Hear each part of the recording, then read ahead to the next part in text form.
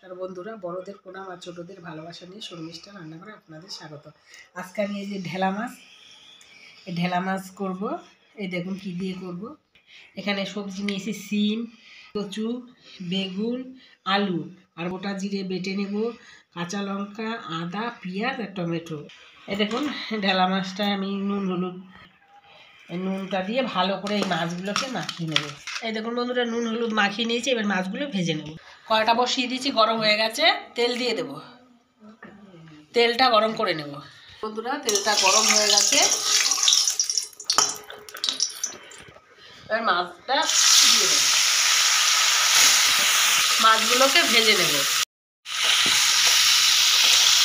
ভালো করে ভেজে নেব।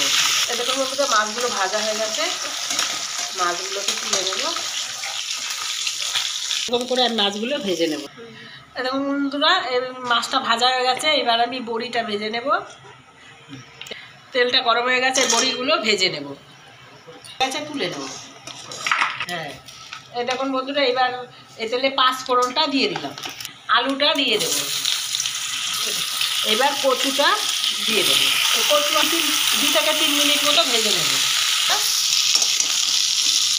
কচু আলুটা ভেজে নিয়েছি, এবার সিম বেগুনটা দিয়ে দেবো।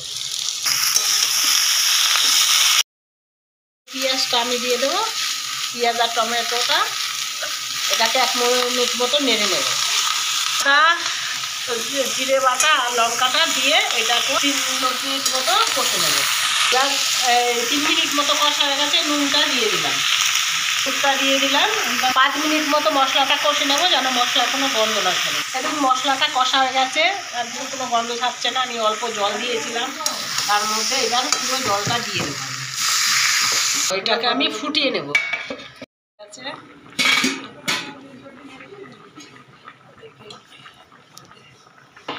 এবার এতে মাছ আর বড়িটা দিয়ে দেবো।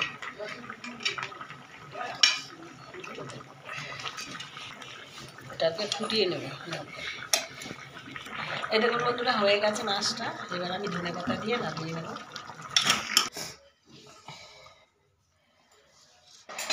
এই দেখুন বন্ধুরা, আমার ঢেলা মাছের তরকারিটা হয়ে গেছে, কচু, সিম, আলু, বেগুন দিয়ে।